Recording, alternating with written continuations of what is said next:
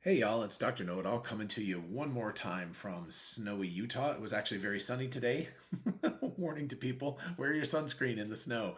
I have a very, very burned nose and top of my cheek. So anyway, I wanted to talk today a little bit about paint and why it's such a bugaboo and what Tesla is doing about this and how their next car is almost definitely not going to use paint and what the solutions for that might be, right? Because you might be thinking to yourself, well, they've got to have paint. What else are they going to do? But there are two options that I can think about. And, Scott Walter was actually the person who came up with the second option. The first option, of course, is to do like the Cybertruck and have it be stainless steel, but there is another option. So, anyway, why is paint such an issue?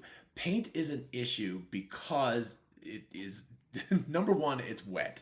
Anything that's wet in a factory, I mean, just think about it in your house.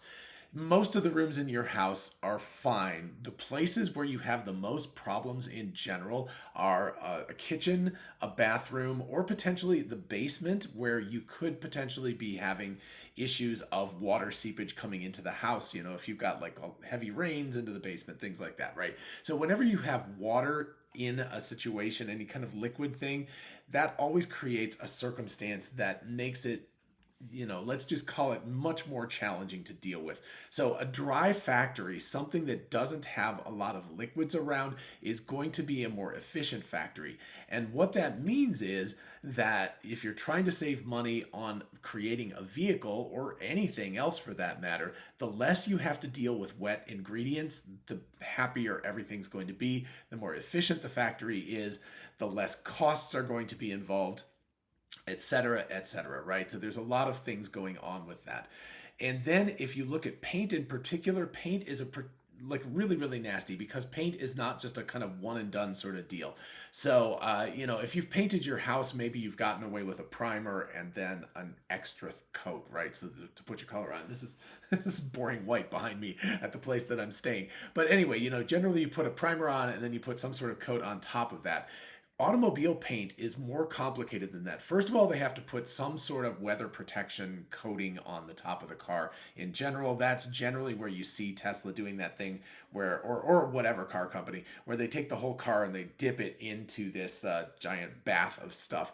That is an underbody coating. It's just basically to make sure that there's no corrosion. And believe me, being in Utah right now, I think about that every day as I drive around because there's road salt, there's all sorts of stuff, right? It's wintertime, the car gets a lot of things thrown at it. So if you don't have some sort of reasonable corrosion protection on the vehicle, it's going to rust out. Just like the old days, we used to have cars that would just rust out in the bottom. I remember we had a car one time that there was like under the floor mat, if you lifted up the floor mat, there was like just a hole.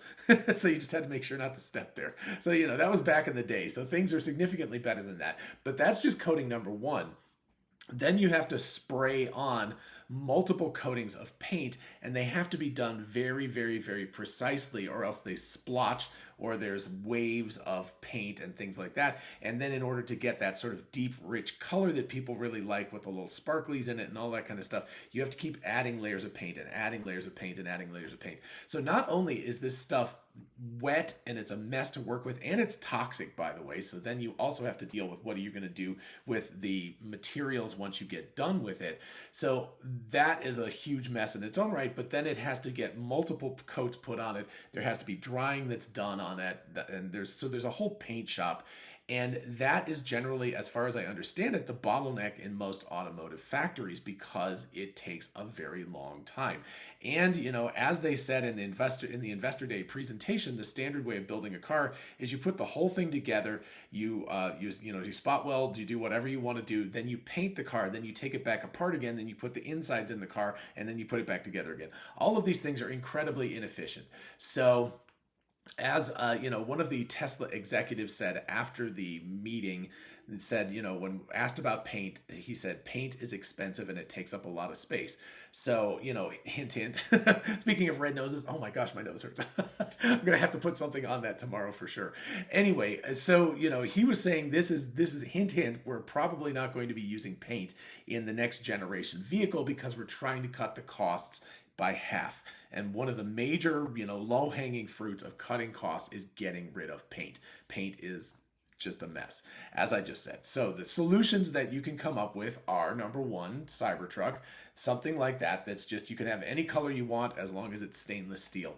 And that is an option. And again, that's the kind of thing that I had suggested in my design of the Model 2. I thought that Model 2, right, the robotaxi, the whatever this next generation vehicle is going to be, that is going to be a stainless steel vehicle, a la the Cybertruck. So the Cybertruck is going to be the engineering prototyping. They're going to figure out how to make it work at high volume, and then they will produce this at high volume, and it will be stainless steel. Sandy Monroe very, very vehemently disagrees with me about this.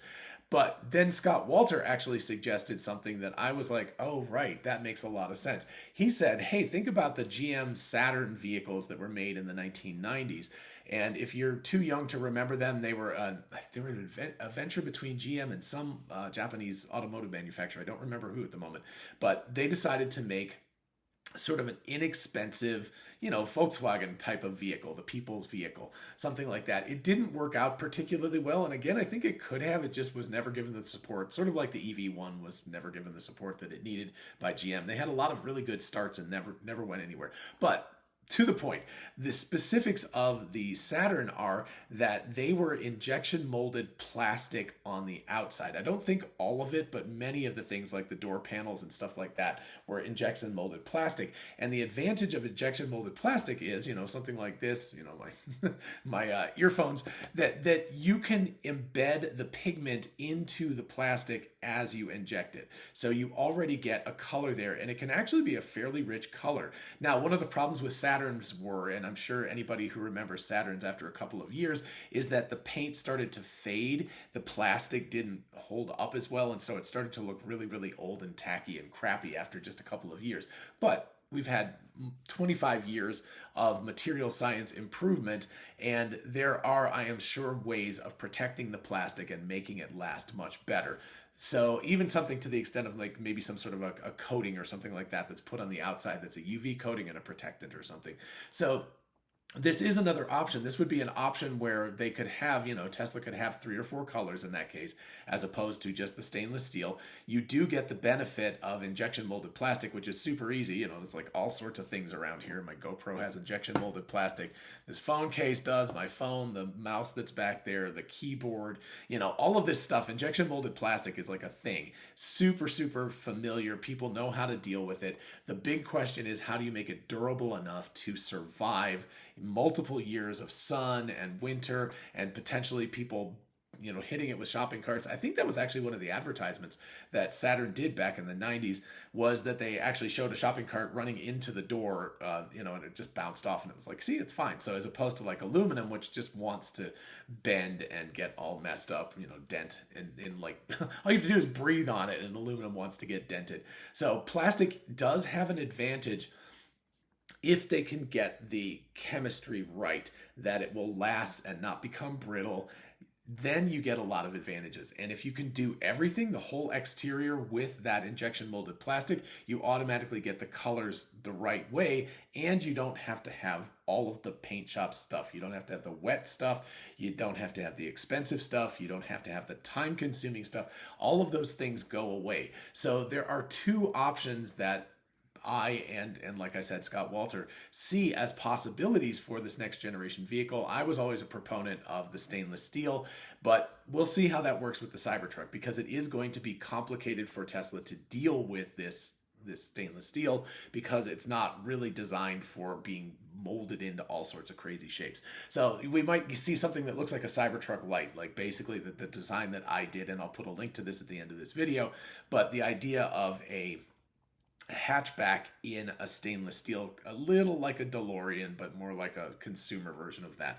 But anyway, that's one option. The other option is to put the whole exterior of the vehicle could be plastic. So it would still have an aluminum, undercarriage and all of that kind of stuff. All of the structural bits would be metal, but then you would put all of the fascia, the stuff that you can see on the outside, would be injection molded plastic, as opposed to aluminum that has to be stamped, has to be put on the car, has to be taken off the car, painted, all of this kind of stuff. And that way you get rid of a lot of the wet things, and you just replace that with either cold rolled stainless steel or injection molded plastic. Anyway, maybe that's two options at this point. I don't know if you all have a third or fourth or fifth option for getting rid of the paint shop. Those seems to be the two most obvious solutions to us at least, but definitely let me know in the comments if you can think of another option, because that would be very, very cool.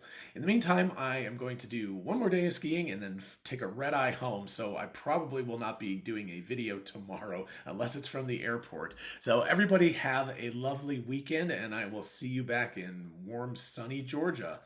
All right. Bye-bye.